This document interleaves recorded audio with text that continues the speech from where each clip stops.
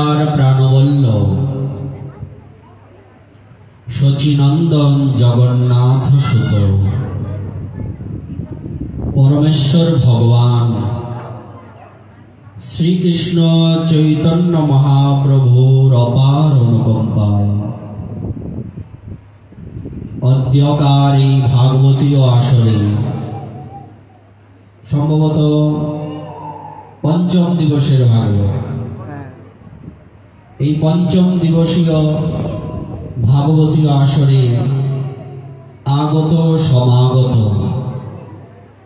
অভ্যাগত প্রত্যাগত, নিমন্ত্রিত আমন্ত্রিত, দৃশ্যমান অদৃশ্যমান বৈষ্ণব মণ্ডলী প্রত্যেকের শ্রীচরণ কমলে জানাই অগণিত দণ্ডবোধ প্রণতি এবং গৌর প্রীতি ও শুভেচ্ছা। আমাদের অন্ধকার আলোচ্য বিষয় সদ্গুরু প্রসঙ্গ।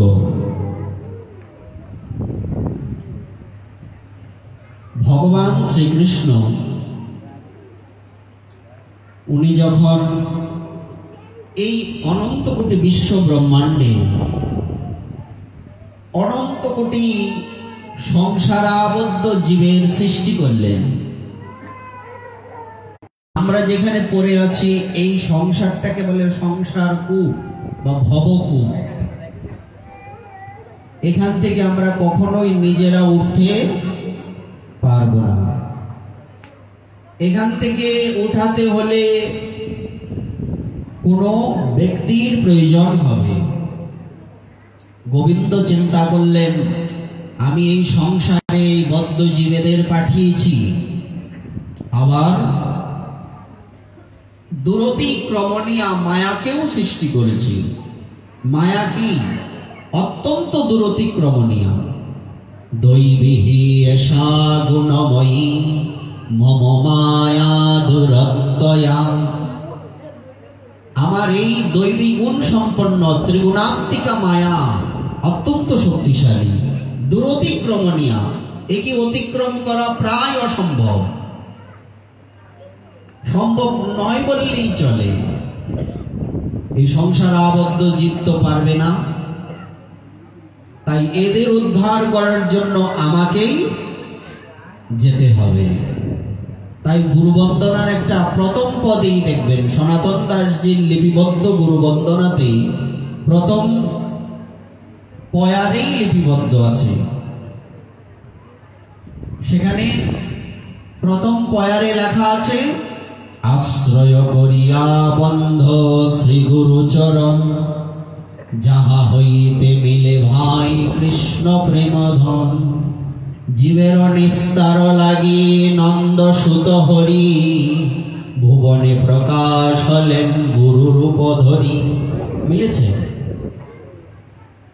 আমাদের মতো বদ্ধ জীবাত্মাদের উদ্ধার করার জন্য ভগবান নিজেই গুরু রূপে অবতীর্ণ হয়েছেন।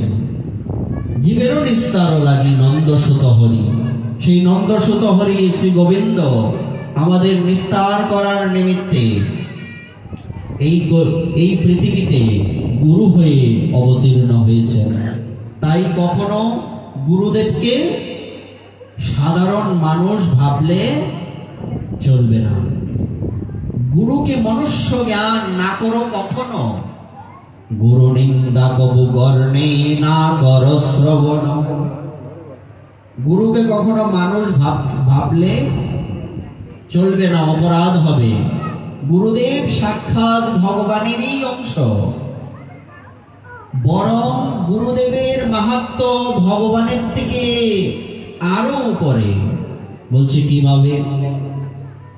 কিভাবে হলো? দৃষ্টান্ত স্বরূপ বলা হয়েছে, আপনি একটা বিশাল বিপদে পড়েছেন, একটা বড় রোগে আক্রান্ত হয়ে গেছেন, রোগগ্রস্ত হয়ে গেছেন, বাইরে গিয়েছেন চিকিৎসা করার জন্য। আপনাকে এই দেশের ডাক্তার বলেছে যে আপনি মাত্র 6 মাস জীবিত থাকবেন, সর্বোচ্চ আপনি 6 মাস বাঁচতে পারেন। এই অবস্থায় আপনাকে যদি আপনি বিদেশে চলে গেলেন, বাইরের দেশে, ওখানে যদি কোনো ডাক্তার আপনাকে বলে এই ওষুধগুলি খাওয়ার পরে আপনি বাঁচবেন, আপনার কাছে এই ওষুধগুলি কি তখন? আর যে ব্যক্তি ওষুধটা আপনাকে দিয়েছেন বা ওই কথাটা বলেছেন, যে ব্যবস্থাপত্র দিয়েছেন, উনাকে আপনি কিভাবে দেখবেন? এটা আমরা সকলেই আন্দাজ করতে পারছি। ওই ব্যক্তিটা তো আমার কাছে ভগবানের রূপ। কি বলেন? এই পৃথিবীতে যদি জিজ্ঞাসা করা হয় কেন এই পৃথিবীতে নিজের থেকে কেউ কাউকে বেশি ভালো বাসতে পারে না, আবেগে মানুষ কত কিছুই বলে ফেলে। তো আমি আমাকে বেশি ভালোবাসি, এই অবস্থায় যদি কোনো ডাক্তার বাবু আমাকে মৃত্যুর পথ থেকে, আমি মৃত্যু পথযাত্রী, ওখান থেকে আবার সুস্থ করে ফিরিয়ে আনেন, ওই ডাক্তার আমার কাছে অবশ্যই ভগবানের রূপ। এটা তো শুধু এই জন্মের ব্যাপার।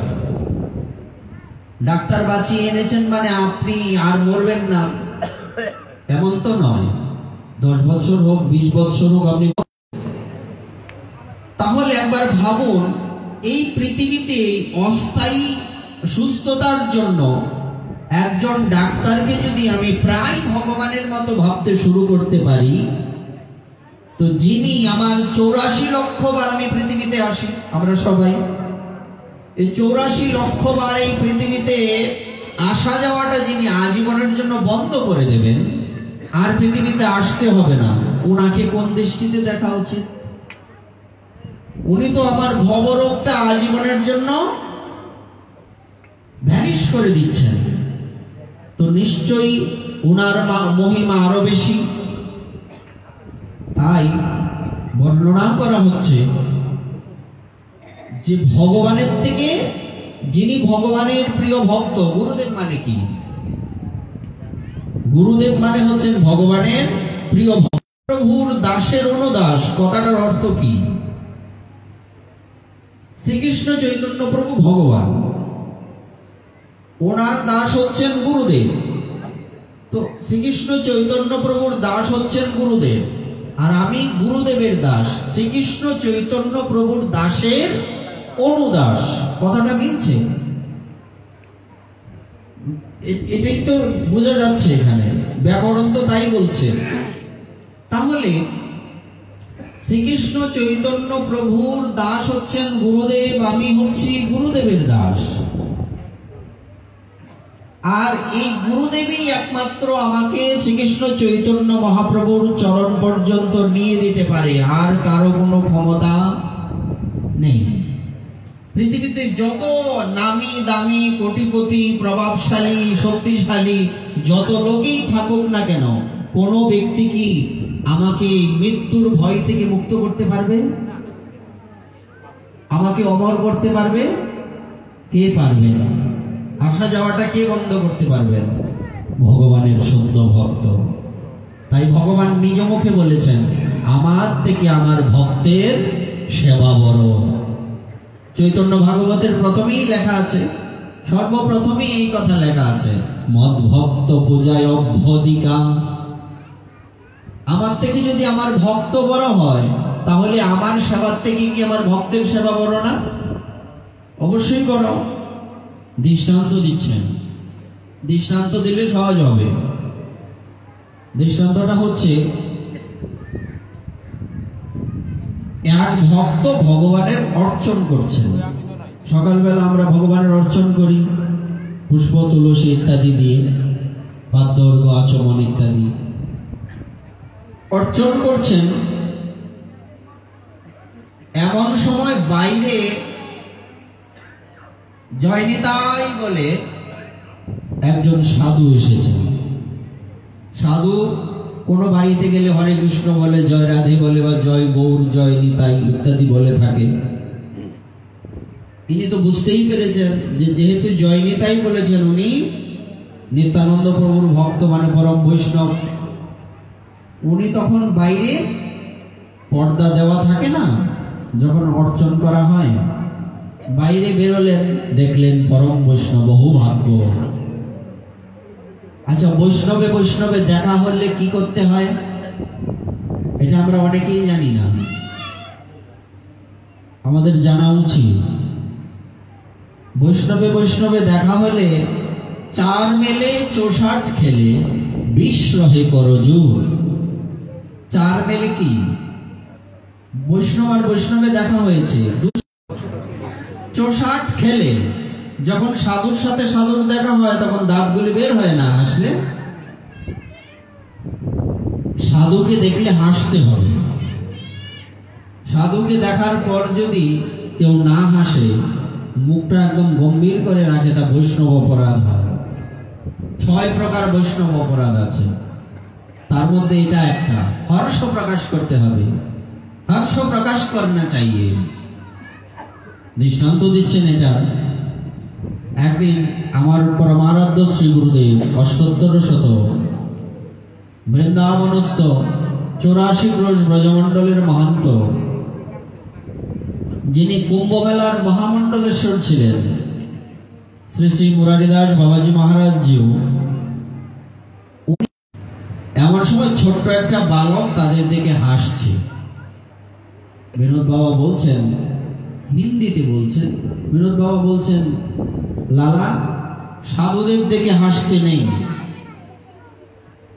ওই ছেলেটা তখন বলছে, ছোট্ট একটা ছেলে বলছে, বাবা তুমি তো সাধু হয়েছ, কিন্তু লেকিন, ছোট্ট একটা বালক। তো আমার গুরুদেব একটা পাঠে বলছিলেন যে ভগবান যে কোন রূপে এসে কখন কি লীলা ভক্তদের সাথে করবেন এটা বলা যায় না। তো সাধুর সাথে সাধুর দেখা হলে হর্ষ প্রকাশ করনা চাইয়ে, আনন্দ প্রকাশ করতে হবে। ওহো ভাগ্য, কি সৌভাগ্য আমার, এটা আমরা কালকে পাবো। এই প্রসঙ্গটা এটা আমরা আগামীকালকে যদি বেঁচে থাকি ওই আলোচনাটা করব বিস্তারিত। সাধুকে দেখলে কেমন আনন্দ পেতে হয়, আর সাধুর দর্শন স্পর্শনে কি হয়। আচ্ছা, তখন আর কি করতে হবে? বিশ্বহ করজোর। আমাদের 10টা আঙুল, তো 10টা কয়টা আঙুল? 20টা। 20 রহে করজোর। আর হরিদাসের সাথে হরিদাসের যখন মিলন হয়, ভক্ত আর ভক্ত, 2 ভক্তের যখন মিলন হয়, তখন তাদের রোম রোমাঞ্চিত হয়ে যায়। প্রত্যেকটা রোমকূপ দাঁড়িয়ে যায়, আনন্দে পুলকিত হয়, কাঁঠালের মতো হয়ে লোমগুলি দাঁড়িয়ে যাবে। তো ওই সাধু বেরিয়ে এসছেন অর্চন করার পর, অর্ধেক অর্চন শেষ হয়েছে, দরজার সামনে জয়নিতাই বলেছেন কেউ, উনি বেরিয়ে এসে হো কি ভাগ্য, সাষ্টাঙ্গে প্রণাম করেছেন। প্রণামেরও কিন্তু বিধি আছে। এটা আমরা অনেকেই আবেগবশত যেভাবে ইচ্ছা সেভাবেই প্রণাম করি। দেখুন সিস্টেমগুলি কিভাবে আসছে সিরিয়ালে। উনি সাষ্টাঙ্গে প্রণাম করলেন। কখন সাষ্টাঙ্গে প্রণাম করা যায় আর কে কে করতে পারে, কে কে করতে পারে না, আমাদের জানা উচিত। দেখুন আমাদের সমাজ কি করে উন্নত হবে, কাকে কিভাবে প্রণাম করতে হয়, কখন প্রণাম করা যাবে, কখন করা যাবে না, আমরা অনেকেই জানি না। এটা কি অপ্রিয় হলেও সত্য কিনা? আমরা এরকম করি। এরকম প্রণাম যদি কেউ করেন কষ্ট পাবেন না, কারণ আমরা নাই বা আমরা জানতে নাই পারি। এরকমের এইটাকে প্রণাম করার বিধান হলো, এইরকম করে অনেকে। তো সেলুট দিল না, প্রণাম করলো, ভগবান জানে। প্রণাম এভাবে হয় না বাবা, প্রণামের বিধান রয়েছে। প্রণাম যদি করতেই হয় তাহলে 2 হাত জোর করে কপালের সাথে যুক্ত করতে হবে। একে বলে করশির সংযোগ পূর্বক প্রণাম। অঙ্ক করলে যেমন সূত্রের প্রয়োজন, প্রণামেরও সূত্র রয়েছে। যেভাবে ইচ্ছে সেভাবে করলে হবে না। হ্যাঁ, লবণের জায়গায় চিনি দিলে হবে?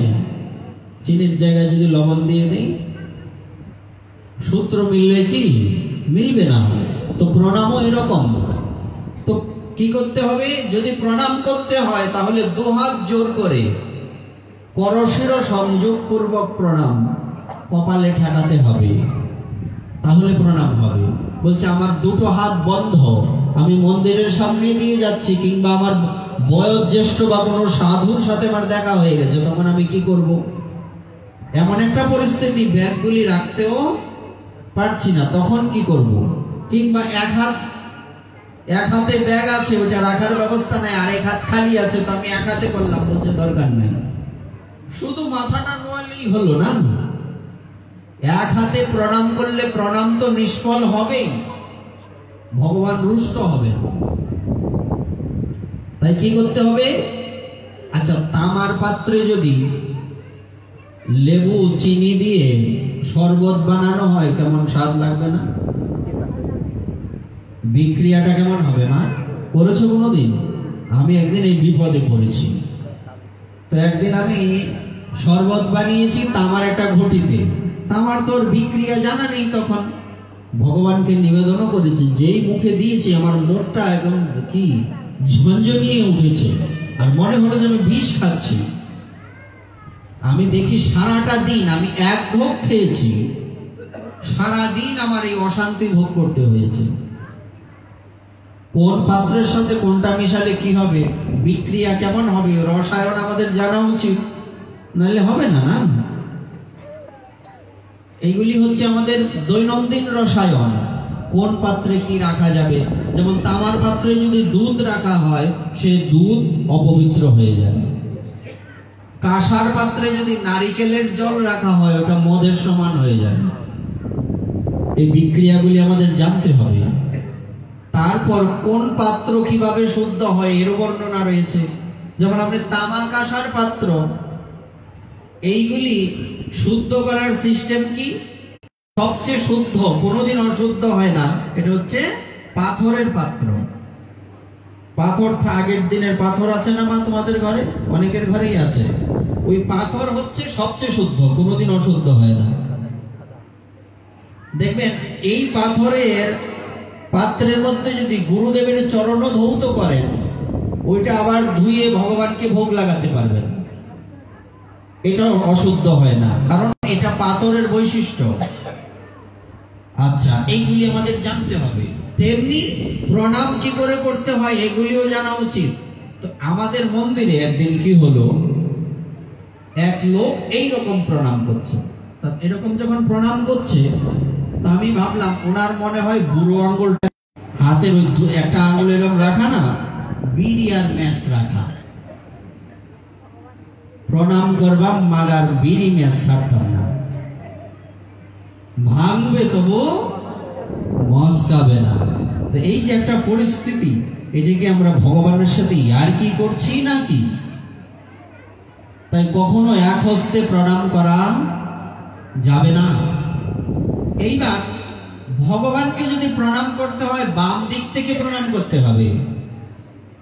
কোন দেবী যদি হয়, মহাদেব কিংবা দেবী, যে কোনো দেবী হন, দুর্গা প্রণাম করতে হবে সোজা। এটা গেল। তারপর কি বর্ণনা রয়েছে? তারপরে হচ্ছে কখন প্রণাম করা যাবে না, এটাই তো বলছিলাম।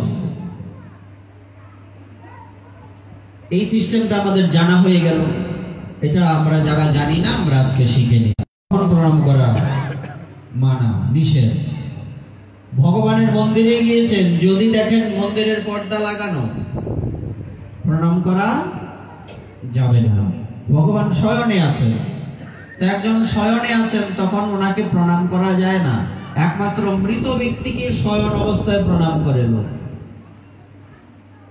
আপনার মা বাবা কিংবা কোনো আত্মীয় মারা গেছেন, আপনি ছোট, আপনি শেষ প্রণাম করবেন না, তখন কিভাবে করবেন? ওটাকে উঠিয়ে আবার জীবিত করে প্রণাম করতে পারবেন কি? একমাত্র মৃত ব্যক্তিকে শয়ন অবস্থায় প্রণাম করে, এছাড়া কাউকে শয়ন অবস্থায় প্রণাম করা যায় না। কেউ সেবা করছেন, প্রণাম করা যাবে না। এবং প্রণামের একটা দিক বললাম, দুহাত কপালে লাগিয়ে, একটা গেল। আর একটা হচ্ছে পঞ্চাঙ্গ প্রণাম। পঞ্চাঙ্গ প্রণামটা কেমন? আমার 5টা অঙ্গ মাটিতে লাগবে বা ভগবানকে নিবেদন করা হবে। 2 হাঁটু এক, 2 হাত, পা, হ্যাঁ, এরকম করে কপাল লাগবে, কপাল মাটিতে লাগবে। তারপর মুখ দিয়ে প্রণাম মন্ত্র উচ্চারিত হবে, বাক্য, আর মন দিয়ে প্রণাম করা হবে। এই পঞ্চাঙ্গ, এই 5টা অঙ্গ যখন 5টা অঙ্গ দিয়ে ভগবানকে প্রণাম করা হয়, একে বলে, বিরক্ত লাগছে, হ্যাঁ, আচ্ছা, একে বলে পঞ্চাঙ্গ প্রণাম। তারপরে অষ্টাঙ্গ প্রণাম বা সাষ্টাঙ্গ প্রণাম। অষ্টাঙ্গ প্রণাম কি, সাষ্টাঙ্গ প্রণাম বলে, দুটোর মধ্যে কোনো ভিন্নতা নেই। এটা হচ্ছে লম্বা হয়ে পরে প্রণাম। এখন এই লম্বা হয়ে পড়ে প্রণাম কে করতে পারবে? একমাত্র পুরুষেরা করতে পারবে। হরিনাম সংকীর্তনে গিয়ে গড়াগড়ি দেই না আমরা? মেয়েরা গড়াগড়ি দিতে পারবে না, ধুলি অঙ্গে মারতে পারবে। কারণ গড়াগড়ি দিতে গেলে সূত্র, আগেই বলেছি সূত্র ছাড়া অঙ্ক হবে। সারা খাতা ভর্তি করে লিখলেও জিরো পাবেন। কি পাইছো? ডবল জিরো, চশমা। দুটা জিরো একসাথে দিলে চশমার মতো দেখা যায় না? আমরা যখন স্কুলে পড়তাম তখন বলতো স্যারেরা, এই কি পাইছো? ডবল চশমা পাইছো পরীক্ষা। হ্যাঁ, তো পুরো সূত্র ছাড়া অঙ্ক করলে সেই অঙ্কে জিরো পাবো আমরা। তেমনি প্রণামের সূত্র কি? যখন আমি সাষ্টাঙ্গে প্রণাম করব কিংবা গড়াগড়ি দেব, নাভির উপরে কোনো কাপড় থাকতে পারবে না। মোদ্দা কথা, এই হচ্ছে সূত্র। সাষ্টাঙ্গে প্রণাম করলে, গড়াগড়ি দিলে দেখবেন অনেকেই করে, আবার অনেকেই করে না, খালি গায়ে গড়াগড়ি দিতে হয়। আমি কি চরণ ধুলি শার্ট গেঞ্জির সাথে লাগানোর জন্য এসেছি নাকি শরীরের সাথে? বলছে শরীরে কাপড় রেখে যদি কেউ গড়াগড়ি দেয় বা সাষ্টাঙ্গ প্রণাম করে, তাহলে তার কি হবে? 7 জন্ম তাকে কুষ্ঠ রোগে ভুগতে হবে। ওই যে তামার পাত্রে শরবত করলে, হ্যাঁ বেটা তামার পাত্রে করছি তাতে কি আছে? আমার পাত্র আমি যেমন চেমনে করলাম, তাইলে মোর মা খাইলে আমার কি দোষ? ঠিক না? তেমনি এটা হচ্ছে সূত্র প্রণামের। আমরা যাতে কোনোদিন কোনো কালে এইভাবে প্রণাম বা গড়াগড়ি না দেই, এটা মাথায় রাখতে হবে। আচ্ছা, যাক, কোন কথাটার জন্য এই কথাটা এসছে? সাধুকে দেখে মন্দির থেকে বেরিয়ে এলেন না, আরেক সাধু সাষ্টাঙ্গে প্রণাম করেছেন। ওহো ভাগ্য, আমার কত সৌভাগ্য, আমার বাড়িতে আজকে পরম বৈষ্ণবের আগমন হয়েছে। উনি তখন কি করলেন? তাড়াতাড়ি করে ওই বৈষ্ণবের সেবায় লেগে গেলেন। অর্চন কিন্তু অর্ধেক বাকি আছে। পুষ্প দিয়েছেন, তুলসী দেননি, কিংবা তুলসী দিয়েছেন, পুষ্প দেননি, ভোগ লাগাননি, অর্ধাঅর্ধি হয়েছে। এমন সময় হঠাৎ অনেকক্ষণ পরে মনে হলো, সর্বনাশ, আমি এটা কি করলাম?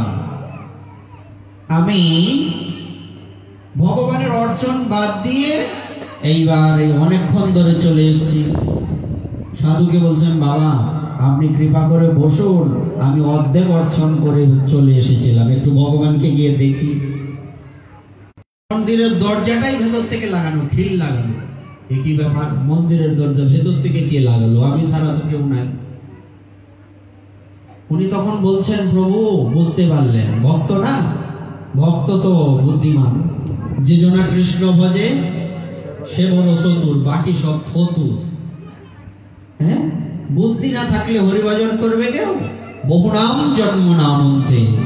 ভগবান বলছেন, বহু জন্মের সুকৃতি থাকলে আমি বাসুদেব, যে বাসুদেব সর্বমিতি স মহাত্মা সুদুর্লভ, আমি বাসুদেব যে সমস্ত কারণের মূল কারণ, এটা লোকে বুঝতে পারে, নতুবা বুঝতে পারে না।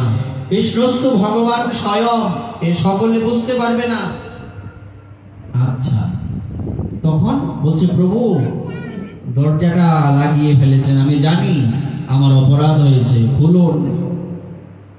কথা বলে না, তো কথা বলে না। বলছে, ঠিক আছে প্রভু, আপনি দরজা লাগিয়ে বসে থাকুন, আমি গেলাম আপনার ভক্ত সেবায়। দরজা খুলে ভগবান খিলখিল করে হাসছেন। ভেতরে বিগ্রহ। ভগবান বলছে, বিগ্রহ নও তুমি, সাক্ষাৎ ব্রজেন্দ্র নন্দন। যদি বিগ্রহকে ভগবত জ্ঞানে সেবা করা হয়, যদি যথার্থ সেবা পূজা হয় মন প্রাণ দিয়ে, ওই বিগ্রহ তোমার সাথে কথা বলবে। এরকম দৃষ্টান্ত কিছু কম নাই, বহু দৃষ্টান্ত রয়েছে। খিলখিল করে ভগবান হাসছেন, বলছেন, আমি আনন্দ পেয়েছি। কেন? আমি নিজের মুখে বলেছি, আমার থেকে আমার ভক্তের পূজা বড়। তো আমার ভক্তের পূজা করতে গিয়ে তুমি যখন আমার পূজা থেকে দূরে চলে গেছো, আমি তার থেকে, আমাকে সেবা করলে আমি যতটুকু আনন্দ পেতাম, তার থেকে হাজার হাজার গুণ বেশি আনন্দ আমি আজকে পেয়েছি। সুতরাং আমি তোমার প্রতি প্রসন্ন হয়েছি। তাই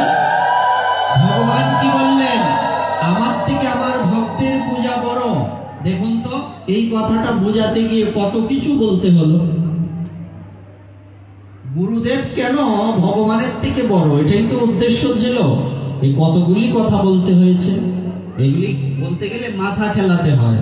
আর কীর্তন করে গান টান গিয়ে চলে গেলে হয়তো একটু শরীর গরম হবে, আনন্দ হবে, আমাদের জন্য সহজ হবে।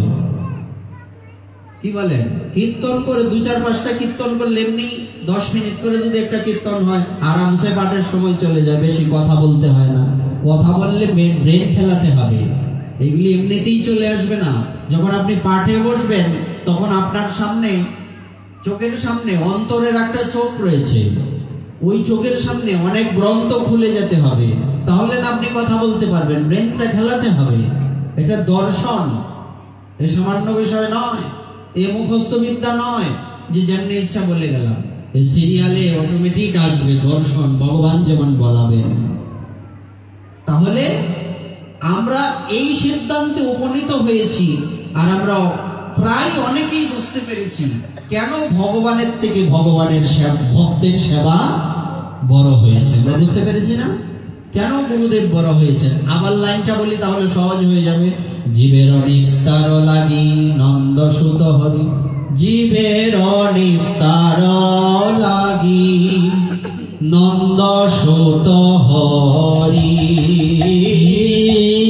জীবের নিস্তার লাগি নন্দ সুত হরি, ভুবনে প্রকাশ হলে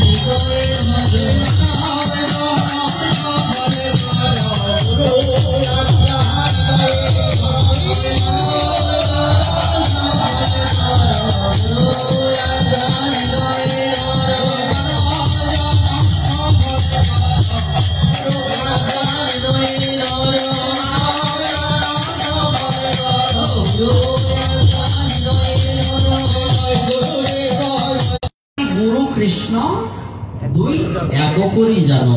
যেমন রাধা কৃষ্ণের মধ্যে কোনো পার্থক্য নেই। যদি কেউ মনে করে রাধা কৃষ্ণ একটা মেয়ে একটা ছেলে, তাহলেই অপরাধ হবে। আমাদের এই দৃষ্টিতে আমরা দেখতে পাচ্ছি একটা মেয়ে একটা ছেলে, আর আমরা মেয়ে ছেলে বলতেই নেগেটিভ চিন্তা করি। আদতে ওখানে এরকমটা নয়। আমাদের এই দেহটা কিসের দেহ? পঞ্চভূতের দেহ। ধৃতি অপ তেজ মরু ভোগ, হ্যাঁ, এই পঞ্চভূতের দেহ, কিন্তু চিন্ময় জগতে পঞ্চভূতের দেহ। তাই গুরুদেবের আজ্ঞা হৃদয়ে ধারণ করতে হবে। এখানে একটা দৃষ্টান্ত দিচ্ছে, দৃষ্টান্তে বর্ণনা রয়েছে। রামানুজ আচার্যের এক শিষ্য ছিলেন, ওনার নাম হচ্ছে লালাচার্য। লালাচার্য উনি গুরুদেবের শ্রীমুখে একটা কথা শুনেছিলেন, যার কপালে তিলক গলায় মালা দেখবে সেই তোমার গুরু। এটা আমাদের হীনমান্যতার পরিচয়, সংকীর্ণমান্যতার পরিচয়। কেননা বৃহৎ বৈষ্ণব বন্দনায় স্পষ্ট লেখা আছে, চৈতন্য চরণ ভজে যেই জন, তাহারও চরণ সেবী, বৈষ্ণব চরণ করিব বন্ধন, শ্রীগুরু চরণ ভাবি। আমি যখন বৈষ্ণবকে প্রণাম করব তখন আমি কি ভাববো? আমি আমার গুরুদেবকেই প্রণাম করছি। তো তখন গুরুদেবের মুখে উনি শুনেছেন, যার কপালে তিলক গলায় মালা দেখবে সেই তোমার গুরু ভাই। আর এই সনাতন ধর্মাবলম্বীটা হচ্ছে এক পরিবার। এই সনাতন ধর্মের এই শিক্ষা যদি আমরা যথার্থভাবে লাভ করতে পারতাম তাহলে আমাদের এত সমস্যা হতো না। শুধু আমরা যারা নির্দিষ্ট একটা ধর্মের আছি তারাই স্বর্গে যাব, বাকি সব নরকে যাবে। ভগবান কি তোমার আর্টিফিশিয়াল বাতাসের কথা বলছি না, এই যে প্রাকৃতিক বাতাস। যে পাপী বা যে অন্য ধর্মের লোক তার জন্য সূর্যের আলো কম করব, বৃষ্টির জল কম দেব, এরকম ব্যবস্থা আছে? ভগবান এরকম ব্যবস্থা করে রাখছে সবার জন্য। ভগবান নিজে বলেছেন, আমার কাছে সবাই সমান, আমার ভক্তের কাছেও সবাই সমান। এটা কোথায় পাবো? আমরা ভগবত গীতার দ্বাদশ অধ্যায়ও পাবো, দ্বিতীয় অধ্যায়ও পাবো। সব সমান, শীত গরম, হ্যাঁ, মান অপমান, তুল্য নিন্দা স্তুতির মৌনি, সন্তুষ্ট যেন কেনেছি। এটা যদি ভাবি যে আমরাই একমাত্র স্বর্গে যাব, হ্যাঁ, ভগবান একদম কিন্না দিয়েছে, তারাই একমাত্র স্বর্গে যাবে আর ভাই সব নরকে যাবো, কি লাগবে বাবা? হ্যাঁ, তো এইরকম ভাবনা আমাদের সনাতন শাস্ত্রে কোথাও শিক্ষা দেয়নি। সবাই আমরা এক পরিবার। তো এই শিক্ষা গুরুদেব দিয়েছেন, যার কপালে তিলক গলায় মালা দেখবে সে তোমার গুরু। সামনে দিয়ে যাচ্ছে তো দেখতে পেলেন গলার মধ্যে মালা, তাড়াতাড়ি তাকে ধরে নিয়ে এসছে। সর্বনাশ, সে তো আমার গুরু ভাই। আসলে কি চিনে সে কে? গুরু ভাই কেমনে? ওই যে গুরুদেব বলছে গলায় মালা আছে। আরে গুরুদেব তো বলেছেন পরের কথা, সাক্ষাৎ যমরাজ কি বলেছেন? যমরাজ বলেছেন যমদূতদেরকে, যাদের কপালে ঊর্ধ্বপুণ্ড তিলক গলায় মালা দেখবে, যারা শ্রী একাদশী ব্রত পরায়ণ ভগবানের সেবা করে, তাদেরকে দূর হতে পরিত্যাগ করবে, নতুবা আগুনে হাত দিলে যেমন হাত পুড়ে যায়, তাদেরকে স্পর্শ করলে তোমরা ভস্ম হয়ে যাবে। যদি যমরাজ এই কথা বলে থাকেন, আচ্ছা তিলকের প্রসঙ্গ, মনে হচ্ছে এই জায়গাটার নাম কি বাবা? রায়েরবাগ। রায়েরবাগ বৈকুণ্ঠপুরীতে পরিণত হয়ে গেছে। সবার কপালে তিলক, কত সুন্দর লাগছে, আনন্দই আনন্দ। হ্যাঁ, তো এই যে তিলক, তিলকেরও আবার একটা সূত্র আছে। আমরা তো সূত্রগুলি বলার চেষ্টা করছি। তিলকের সূত্র কি? তিলকের সূত্র হচ্ছে, বাম পার্শ্বে স্থিত ব্রহ্মা, দক্ষিণে তু সদাশিব, হ্যাঁ, মধ্যে বিষ্ণু বিজানিয়া, তস্মাৎ মধ্যম নলেপয়ে।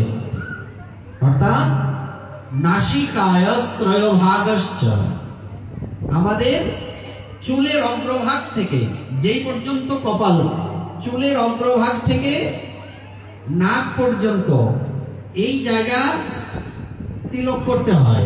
নাকটাকে 4 ভাগ করে, নাকের 3 ভাগ পূর্ণ হবে, একটা ভাগ খালি থাকবে, এই অবধি আসবে না। আমরা যেরকম করেছি এই পর্যন্ত আসবে, 3টা ভাগ করলে এই অবধি আসে। তো নাসিকায়স্ত্রয়ভাগ, 3 ভাগ। আর দুই পাশে কি করতে হবে? দুই পাশে, এক পাশে ব্রহ্মা থাকেন, আরেক পাশে সদাশিব থাকেন, আর মাঝখানে ভগবান বিষ্ণু থাকেন। এখন আমি যদি একটা ফুটা দেই এখানে, সূত্র মিলছে? সূত্র তো বাবা মিলে না। আগে তো সূত্র বলতে হবে, মুখের কথাই বললে হবে না। শ্লোক বলো, কোন শাস্ত্রে আছে, লেখা আছে। কেননা এখন তো আগের দিন নাই বাবা, আছে আগের দিন, যে যা বললো তা মানবে না। না, প্রমাণ দেখাও। যা দেখি না দুই নয়নে, বিশ্বাস করি না গুরুর বচনে। আমাদের একটা কথা বলে সমাজে প্রচলিত, আমাকে দেখাও শাস্ত্রে কোথায় আছে। হ্যাঁ, পুরাণে স্পষ্ট লেখা আছে। আপনি হরিভক্তি বিলাস খুলে দেখবেন, এই শ্লোকগুলি খুঁজে পেয়ে যাবেন। তাহলে যদি আমরা একটা ফোঁটা দেই, তাহলে এটা তিলকের সূত্র মেলেনি, এইভাবেই দিতে হবে। এখন আরেকটা বিষয় দেখা যায়, এখানে এই জায়গাটা একটু ভিন্ন থাকে, এমন কেন? এই প্রশ্ন অনেকের আসে কিনা? কারো দেখা যায় এরকম করা, কারো সুচালো, কারো আবার এরকম তুলসী পাতার মতো দেখতে, এরকম আছে না? এটা কি হয়? এটা হয় হচ্ছে পরিবার ভেদে ভিন্নতা। যেমন আমাদের হচ্ছে নিত্যানন্দ পরিবার, আমাদের তিলকটা হচ্ছে বংশীপত্রের মতো, বাঁশ পাতার মতো সুচালো, সরু বাঁশ পাতার মতো দেখা যায় না দেশি কপালে, সুচালো। আর যারা ঠাকুর মহাশয়ের পরিবার, ঠাকুর মহাশয় বলতে নরোত্তম দাস ঠাকুর, ওনারটা হচ্ছে চম্পক কলি, সাফা ফুলের কলির মতো থাকবে।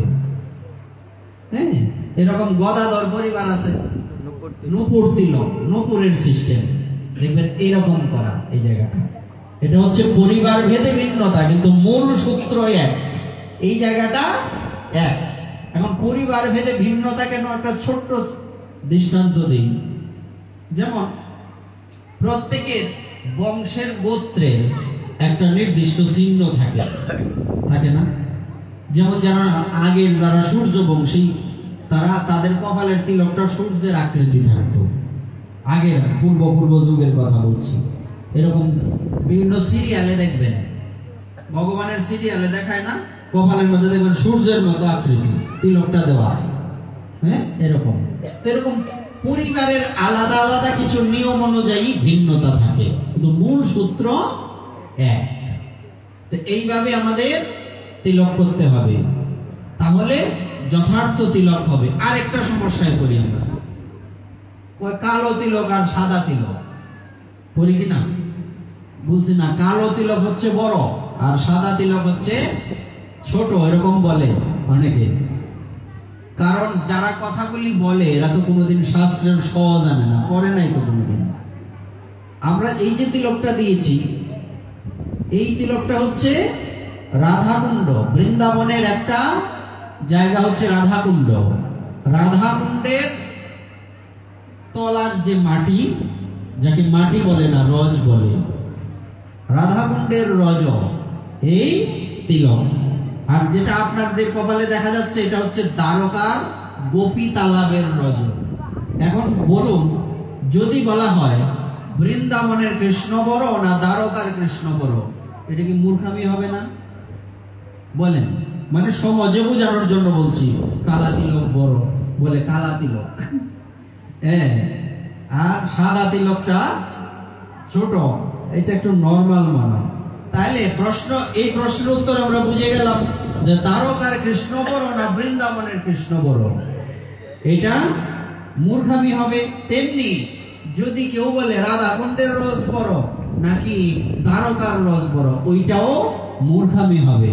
আমরা যাতে কখনো ওইটা না ভাবি। যেমন আমাদের গুরুদেব বৃন্দাবনে থাকতেন, আমরা রাধাকুণ্ডের পরম্পরায় চলি, তাই আমরা রাধাকুণ্ডের তিলক দিয়েছি। আর যারা অন্য পরম্পরার আছেন তারা এইভাবে দিয়েছেন, কোনো সমস্যা নেই। এক জায়গার মাটি কালো, আরেক জায়গার মাটি লাল, আপত্তি আছে? মাটি তো মাটিই হয় না, তাইলে এখানে কোনো ভিন্নতা দেখা গেল? আমাদের আর কোনোদিন এই প্রশ্ন আসবে মনের মধ্যে? আমরা চেষ্টা করি কোথাও পাঠে গেলে একটা জিনিস পুঙ্খানুপুঙ্খ বর্ণনা করতে। কীর্তন করলে ডিফাইলেন হইলে বলেন, আমি যদি এখানে কীর্তন করে চলে যেতাম আমার জন্য সুবিধা হতো, ব্রেন খেলাইতে হইতো না, কিন্তু আপনার এই কথাগুলি পেতেন না। এগুলি কি কথাগুলি আমাদের অনেকের কাছে নতুন কিনা, আমরা আগে কোনোদিন শুনিনি, তাহলে নতুন কিছু শিখলাম না। পাঠের উদ্দেশ্য কি? ভাগবত পাঠের উদ্দেশ্য হচ্ছে ওখানে গিয়ে আমি যাতে নতুন কিছু শিখতে পারি। যেমন আয়নার সামনে দাঁড়ালে নিজের ফেস কাটিংটা পুরো দেখা পড়ে না, দেখা যায়। ভাগবত হচ্ছে একটা আয়নার মতো। আমি তিলকটা সোজা করলাম না বাঁকা করলাম, কিভাবে বুঝবো? আয়না দেখলে বুঝবো না? তো আমি আমার জীবনে বাঁকা চলতাছি না সোজা চলতাছি, এটা ভাগবত রূপী আয়নার সামনে গেলে চোখে ধরা পড়বে। আর ভাগবতকে যদি আমরা রঙ্গমঞ্চ বানিয়ে ফেলি, লীলা কীর্তনের আসর বানিয়ে ফেলি, এতে দুঃখজনক আর কিছু নাই। কীর্তনের সময় কীর্তন, নৃত্যের সময় নৃত্য, যখন যেমন তখন তেমন। কিন্তু ভাগবত কথাকে যাতে আমরা কীর্তনে পরিণত করে সারা বছরের প্রতিদিন পাঠ, মিনিমাম 365 দিনের মধ্যে 250-300 দিনই পাঠ। এখন এই কত বলা যায়, একটু কীর্তন করলে যার সময়টা কাটবো না, এই ধান্দায় যারা পাঠ করে, এই পাঠ না শুনলেই মঙ্গল। কিছু মনে করবেন না, অনেকের মনে এটা কষ্ট লাগতে পারে, মনে হয় না লাগার কথা। কারণ আমি একটু তিতা কথা কই, ঘুমের তুইটা 2টা করে মিষ্টি খাও প্রতিদিন, দেখবা কয়দিন পরে কি সমস্যা। আর হাফ গ্লাস করে নিম পাতার রস খাও, কেমন অবস্থা হয়। ডাক্তার 90% ওষুধ তিতা লাগে, তো ভাগবত কথাও তিতা লাগবে। কাদের কাছে তিতা লাগবে? যারা ভাগবতকে হৃদয়ে ধারণ করে না বা পড়তে ইচ্ছা নাই। না, যে করে না, মানে আমি অপরাধী, আমি এই অপরাধটা করি, তো ভাগবতের সামনে গিয়ে শুনলাম এটা অপরাধ, তখন আমি আমার মনে মনে কাছে জ্বলতাছে। এই টাইপের যারা আছে তাদের তিতা কথা খারাপ লাগবে। আর তিতা কথা খারাপ লাগলেও, যেমন আমরা ছোট ছোট ছেলে মেয়েদেরকে তিতা ওষুধ কেমনে খাওয়াই, নাক টিপ দিয়া ধইরা, ওইটাই এরকম হবে। ক্লিয়ার? বিষয়টা ক্লিয়ার হয়েছে তো? তাই আমরা যাতে আবেগে গা ভাসিয়ে না দেই। কীর্তন হয়তো গলা ভালো না, কিন্তু কীর্তন করতে পারবো আপনাদের আশীর্বাদে। যেহেতু 12-14 বছর ধরে এইভাবে চলতেছে, এইভাবে আরো চলবে। দুই এক অক্ষর হয়তো গুরুদেবের কৃপাতে চলছে, আমার নিজের কোনো শক্তি নাই। তাই কৃপা করবেন যাতে ভাগবতকে ভাগবতের রূপে বর্ণনা করতে পারি, আর কিছু দরকার নেই। আমার ওই যে আসর পূজা পাঠ করার দরকার নেই, যে একটু ভালো সম্মান করে লোকেরা, হাজারো লোক সব বাবা ডাকে, আর অথচ দীক্ষা দিলেই শুধু বাবা ডাকে না, সাধু বানেই তো বাবা বাবা ডাকে। হাজারো লোক জিজ্ঞেস করে, দাদা বাবা যে যেটা বলে, এই ব্রতটা কিভাবে করব, এই সিদ্ধান্তটা কি, এই কর্মটা কিভাবে করলে ভালো হবে। এখন আমার মতো ওই অধমের মাধ্যমে এখানে কেউ এসে বলে কালকের থেকে তুমি ভাগবত পাঠ করতে পারবে না, কণ্ঠকে রুদ্ধ করে দেওয়া হয়, মনে হয় না বেশি দিন বাঁচা যাবে। কেন? আমরা শুনছি যে ঢোল বাজায় অভ্যাস, যদি সে মৃত্যুর আগে বিছানায় পড়লে কিছু চাই না, কারণ কি ভজন করব? আরে ভগবান কি মামার বাড়ির আবদার বললেই চলে আসবে? হ্যাঁ, এক সাধুকে উনার শিষ্য জিজ্ঞাসা করেছেন, বাবা আচ্ছা বলেন তো, এই যে আমরা কৃষ্ণ প্রেম বলি, আমরা কি কৃষ্ণ প্রেম আদতে পাবো? গুরুদেব বললেন, বাবা কৃষ্ণ প্রেম তো বহু বহু জন্ম জন্মান্তর তপস্যা করেও পাওয়া যায় না। সিদ্ধ বাবা বলেছেন, আমি এতটুকু যাতে থাকে, ভাগবতকে যাতে হৃদয়ে ধারণ করতে পারি, এই আশীর্বাদ করবেন। পিছনে ফিরে যাই, মানে এই কথাটা, এই ভূমিকাটা এই জন্যই বললাম, যাতে আমাদের অনেকের মনের খটকা যে এইলা তো খালি কথা কয়, কীর্তন তো করে না, এটার উদ্দেশ্যটা আজকে বলে দিলাম। আচ্ছা, গুরুদেব কি বলেছেন? যার কপালে তিলক গলায় মালা। আচ্ছা, তিলকের প্রসঙ্গ গেল, মালাটা তো রইল। অনেকে বলে অদীক্ষিত ব্যক্তি মালা দিতে পারবে না, আমাদের সমাজে এটা প্রচলিত না। আমি একটা প্রশ্ন তাদেরকে করি, শাস্ত্রের কথা পরে নর্মাল একটা যুক্তি দেই। আমার আপনার যখন অন্নপ্রাশন হয়েছিল, তখন কি মালা তিলক দেওয়া হয়নি? তখন কি আমার দীক্ষা হয়েছিল? বলেন বাবা, তো ওই সময় কেন দিলেন? তাই এইসব হচ্ছে ফালতু লোকেদের কথা। কেন ফালতু বলছি? নিজেরাও করবে না, আরেকজন করলে সমালোচনা করবে। এরা হচ্ছে আমাদের সনাতন ধর্মের আবর্জনা, গার্বেজ। হ্যাঁ, এদেরকে বলে অসুর। এদের শরীরে সম্ভবত রাবণ বংশের রক্ত বইতেছে। মানে ব্লাড কানেকশনের সমস্যা থাকলে থাকতে পারে। যেমন অনেকে বলে এ শয়তানি করতো না, করবো কাটা রক্ত রাখতো বালা মালা তিলক। মালা তিলকের মহিমাটা কতটুকু। আর আমরা জীবিত থাকতে, সুস্থ থাকতে মালা তিলক দেই না। একটা কথা বলে, যখন মানুষের সময় থাকে তখন হুঁশ থাকে না, আর যখন হুঁশ আসে তখন সময় থাকে না। এরকম পরিস্থিতি মারা গেলে আগে পরে আপনি গীতা পাঠ করেন, কিন্তু মৃত ব্যক্তির বুকে পবিত্র গ্রন্থ গীতাটা ছাপাই দিতেছে। এটা কত বড় একটা নির্বুদ্ধিতা। মরার আগে বুকে গীতা দিবেন, দিয়া পাঠ করতে থাকবেন, কিন্তু মৃত ব্যক্তির বুকে যাতে গীতা না থাকে। গীতা পড়তে পড়তে, গীতা শুনতে শুনতে যখন কারো মৃত্যু উচিত, মালা তিলক ছাড়া যদি আমি মারা যাই, যমরাজ কি বললেন, যার কপালে মালা, যার কপালে তিলক, গলায় মালা নাই, তাকে ধরে নিয়ে আসবে। স্পষ্ট ভাগবতের শ্লোক আছে। এই শ্লোকটা আমি স্পষ্ট, আমরা তো 3 দিন আছি, আরো 2 দিন, এই শ্লোকটা সহ একদিন বলে দেব। কখন, কোথায়, কিভাবে বলেছিলেন, এটা থাক, তোলা থাক। আচ্ছা, যেটা বলছিলাম, গুরুদেব বলেছেন মালা তিলক থাকলে সে তোমার গুরু ভাই। টপিক ভুলে গেলে হবে না, ওই জায়গায় থাকতে হবে, তাইলে না পাঠ হবে। হ্যাঁ, এনতে ফান মারা হেন গেলে আমার এনই আমল লাগবে, তাইলে পাঠ হবে।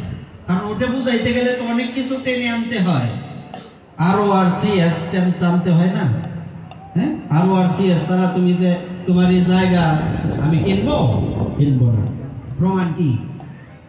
শ্লোকগুলি হচ্ছে RORCS, গ্রন্থের প্রমাণ। বলছে সর্বত্র প্রমাণ দিবে পুরাণ বচন, মহাপ্রভুর বাণী। পুরাণের বচন না হইলে মানবো না, মানুষের মুখের কথা না। তখন উনি কি করলেন, সেই মৃতদেহটাকে তুলে এনে লালাচার্য সব আশেপাশের গ্রামবাসীদের ডেকেছেন, আমার গুরু ভাই, আমি তাকে সৎকার করবো। বলছে, সে তোমার গুরু ভাই, তুমি জানলা কেন? বলছে, আমার গুরুদেবের আদেশ।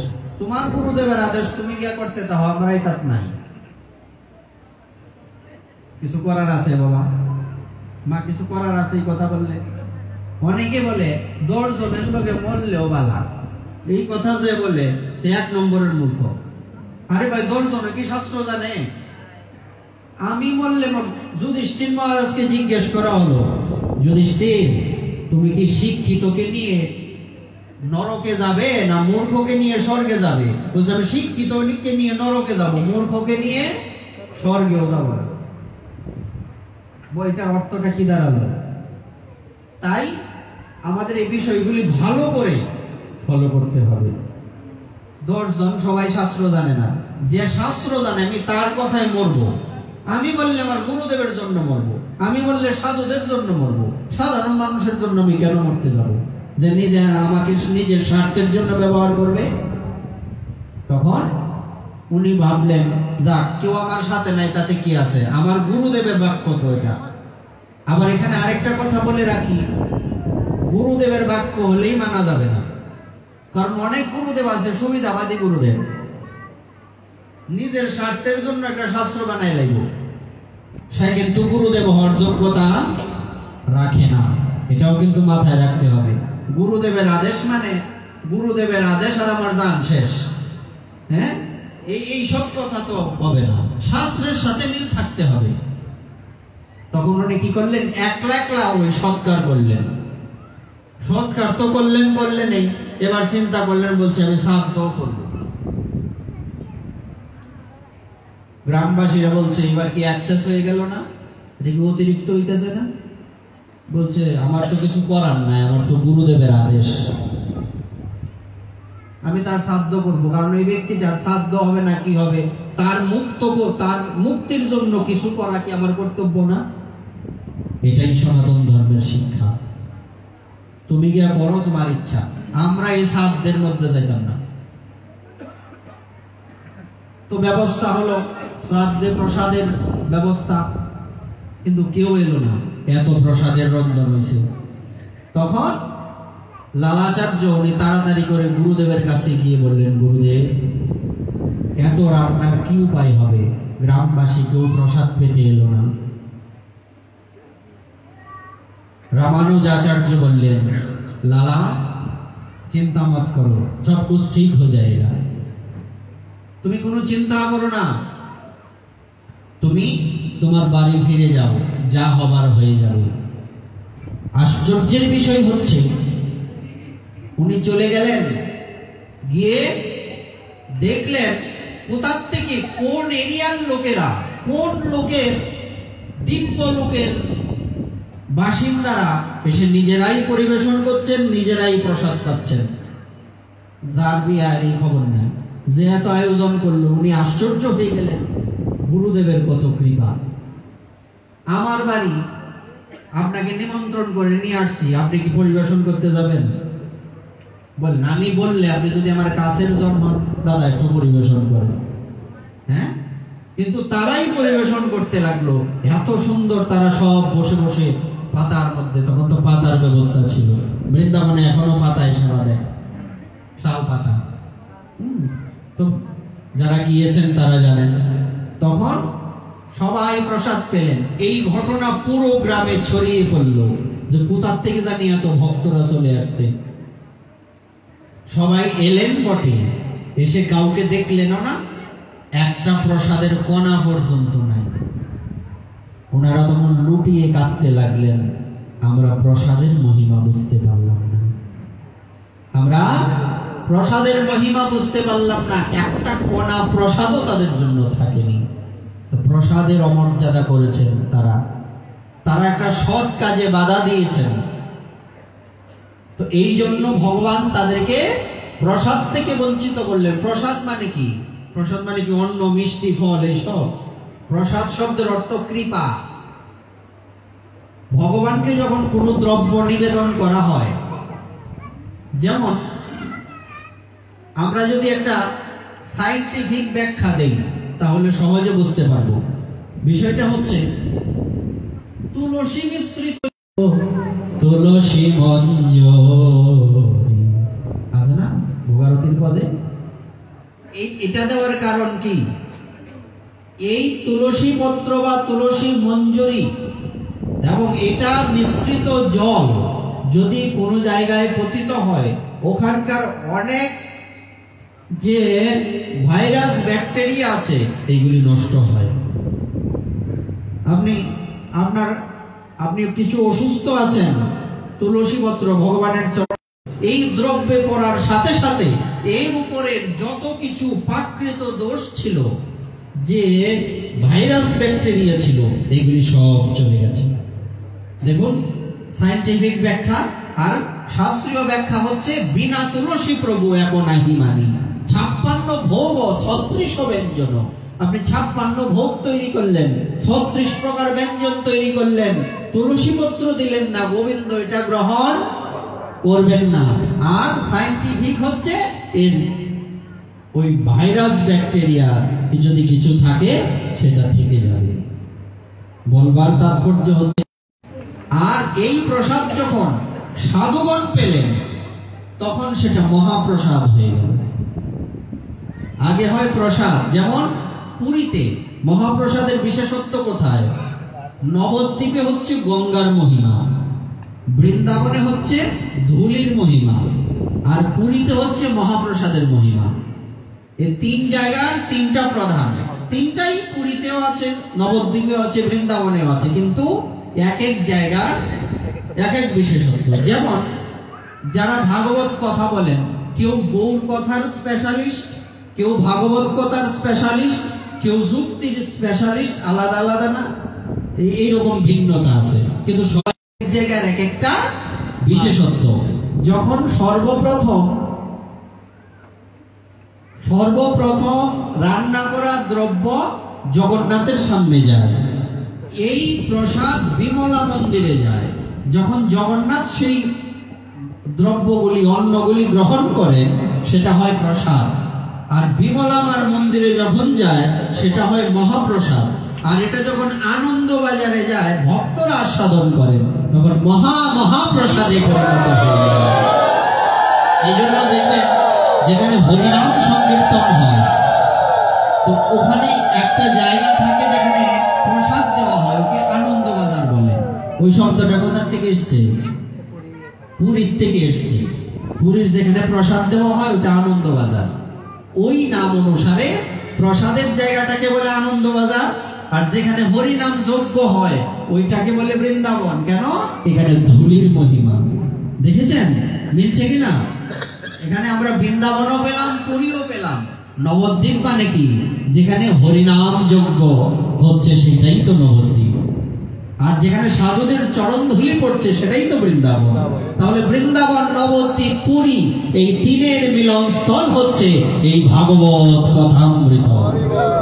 দেখুন তো কতটুকু উপরে গিয়ে ঠেকেছে। তাই গুরু আজ্ঞা মানলে কি হয় আমরা দেখেছি। গুরু আজ্ঞারিতে সব সত্য করি মানো। গুরুদেবের আজ্ঞাকে যাতে আমরা কখনো লঙ্ঘন না করি। তবে যদি গুরুদেবের আজ্ঞা শাস্ত্রের সিদ্ধান্ত অনুযায়ী না হয় সেই আজ্ঞা মানা যাবে না। এখন গুরুদেব আপনাকে বললেন যে একাদশীতে আটা খাইলাম, তাহলে হবে? কেন হবে না? কারণ শাস্ত্রে তো নিষেধ, পঞ্চরবি শস্য নিষেধ। ওইটা গুরুদেব বললেও মানা যাবে না। এখানে আজ্ঞা লঙ্ঘন হবে না, এগুলি আমাদের মানতে হবে। তারপর যেটা বলছিলাম, যে শ্লোকটা দিয়ে আমরা আরম্ভ করেছি, জীবের নিস্তার লাগি নন্দ সুত হরি, ভুবনে প্রকাশ হলেন গুরু রূপ ধরি, মহিমায় গুরু কৃষ্ণ এক করি জানো। আবার আগের জায়গায় গেছি কিনা? মহিমায় গুরু কৃষ্ণ এক, দেখতে দুইটা রূপ কিন্তু এক। মহিমায় গুরু কৃষ্ণ এক করি জানো, গুরু আজ্ঞার হৃদে সব সত্য করি মানো। গুরুদেবের আজ্ঞা হৃদয়ে সত্য করে মানতে হবে। হ্যাঁ, শ্রী গুরু চরণ পদ্ম কেবল ভকতি সদ্ম, বন্দময়ী সাবধান মতে। সাবধানতার সহিত বন্দনা করতে হবে। যাহারও প্রসাদে ভাই, যাহারও কৃপাতে ভাই। প্রসাদের নাম কৃপা। এই ভব তরিয়া যায়, কৃষ্ণ প্রাপ্তি হয় যাহা হতে। এই একটা দৃষ্টান্ত দিয়ে আমরা বিশ্রাম দেব যে গুরুদেব ভব সমুদ্র পার করার মালিক, এই দায়িত্বে উনি আছেন। এরকম একটা দৃষ্টান্ত দিয়ে আমরা বিশ্রাম দেব। অলরেডি 10টা বেজে গেছে। দৃষ্টান্তটা হচ্ছে, একজন সাধু ছিলেন রাম ভক্ত। ওনার নাম হচ্ছে সমর্থ রামদাস। নামটা কি? সমর্থ রামদাস। ওনার সমর্থ রামদাস নাম হওয়ার একটা কাহিনী আছে। কাহিনীটা হলো, উনি ছোটবেলা থেকে রাম ভক্ত। ভগবান রামচন্দ্র ওনার স্বপ্নে আসতেন, এসে বলতেন, রামদাস সাবধান, সংসারের মধ্যে আবদ্ধ হবি না, তুই সাধু হবি। ভগবান এসে বলতেন, মানে স্পেশাল কিছু ব্যক্তিদের জন্য ভগবান এসব বলে থাকেন। তো ছেলেবেলা থেকেই ওনার সংকল্প, আমি সাধু হব, কোনোদিন সংসারই হব না। তো একদিন ছেলে যখন একটু বড় হয়েছে, তেমন বড় হয়নি, আগে ছোটবেলায় বিয়ে হতো, তেমন বয়স হতো না। তো ছেলে যখন একটু বড় হয়েছে, তখন মা বলছে, রামদাস তোর বিয়ের কথা চলছে, তোকে বিয়ে করতে হবে। বলছে, মা সাক্ষাৎ ভগবান রামজি যে আমাকে বিয়ে করতে মানা করেছেন। বলছে, শোনো, ভগবান রামচন্দ্র পিতৃসত্য পালনের জন্য 14 বছর বনে কাটিয়েছেন। তুমি মায়ের কথা মানছো না, তুমি কিসের রাম ভক্ত? কথাটা দেখুন। এখন সে তো এত পেঁয়াজ ঘোষ বুঝে না, বুঝে ঠিকই তো কইছে। হ্যাঁ, কিন্তু শাস্ত্রীয় সিদ্ধান্তের কাছে আর কারো কথা যে কোনো ফলবে না, এটা তো সে জানে না। জানে না। তখন উনি বললেন, ঠিক আছে মা, তোমার যেমন ইচ্ছা। এখন বিয়ের পিড়িতে বসেছে।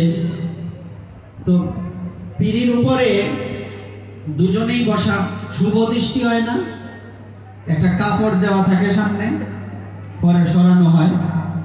তখন তো আর এত সুন্দর লাইট ছিল না, মশাল জ্বালানো হতো। তো এত লোক চতুর্দিকে, এখন যদি লাইটটা সুন্দর না হয়, একজনের মুখ কি আরেকজন ভালো দেখতে পারবে?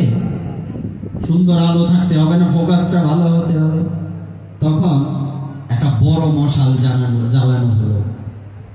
বড় মশাল যখন জ্বালানো হলো, মশালটা উপরে তোলা হবে, তখন চতুর্দিকে লোক। মশালটা তোলার সময় ওই লোকটা বলছে সাবধান। সাবধান কেন বলছে? আগুন লেগে যেতে পারে। রামদাস বলছে সর্বনাশ করছে। ভগবান রামচন্দ্র আমাকে স্বপ্নে এসে বলতো সাবধান, তুমি বিয়া করো না। এই সাবধান শুনে উনি পীড়িত থেকে লাফিয়ে পড়ে ওই যে চলে গেলেন, আজও গেলেন কালও গেলেন। বিয়ের পিড়ি থেকে চলে যাওয়া সমর্থবান ব্যক্তি ছাড়া সম্ভব না। এই জন্য ওনার নাম তো রামদাস, কিন্তু সমর্থবান বলে ওনার নাম হয়ে গেল সমর্থ রামদাস। বোঝা গেল বিষয়টা? সমর্থ রামদাসজির এক শিষ্য ছিলেন, ওনার নাম হচ্ছে আম্বাদাস। আম্বাদাসজি উনি কি করেছেন জানেন? উনি সহজ সরল, একদম হৃদয়টা সলিড, গুরুদেবের সাথে তীর্থ পর্যটনে বেরিয়েছেন।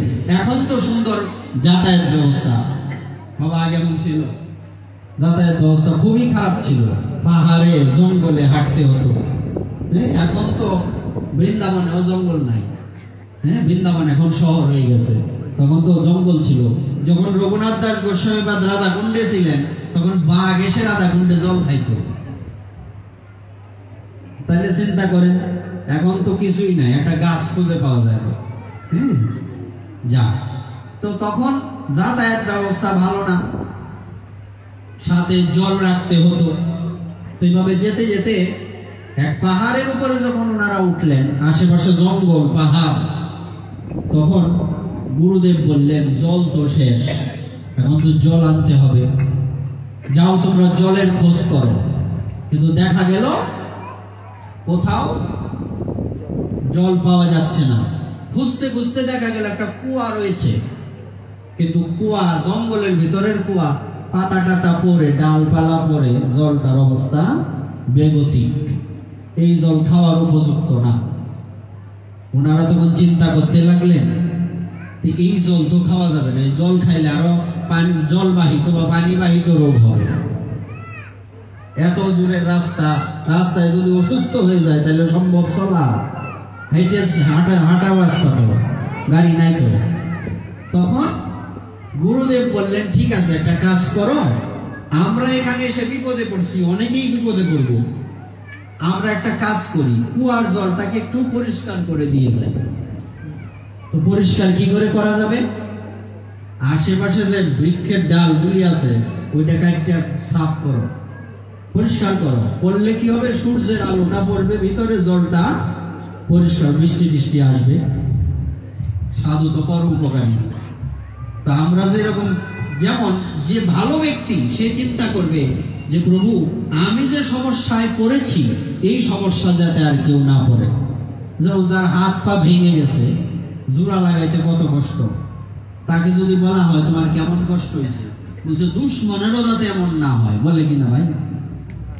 এরকম বলে না? দুশ্মনেরও যাতে, শত্রুরও যাতে এই কষ্ট না হয়। তো সাধু তো এমনি বড় উপকারী। আমরা জলের সমস্যায় পড়ছি, অন্যরা সমস্যায় পড়লে তখন কি হবে? তখন গুরুদেব বললেন যাও, আমি তো দাঁড়টা সাথে থাকি, যাও কাটো। এখন ডাল যে কাটতে যাবে, এই একটা মোটা ডাল, এটাই প্রধান। এই ডালটা কাটলে ওই ডালের মধ্যে বসে ওই ডাল কাটতে হবে, আর এছাড়া দ্বিতীয় কোনো ব্যবস্থা নেই, এমন একটা পজিশন।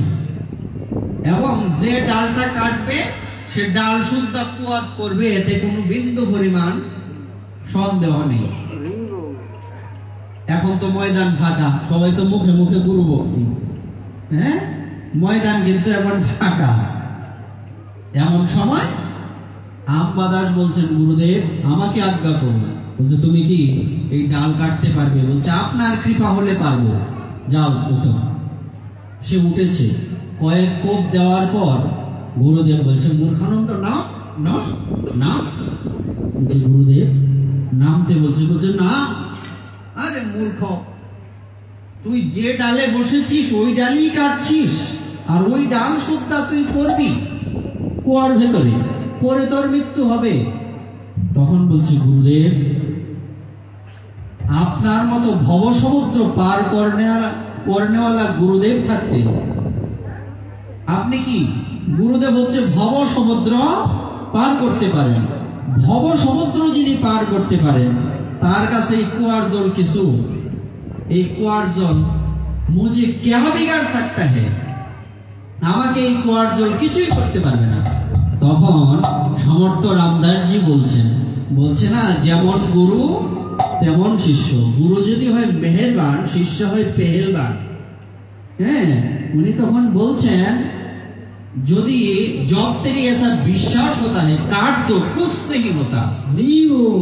যদি তোমার এমন বিশ্বাস হয়ে থাকে, কেটে ফেলো, তোমার কিছু হবে না।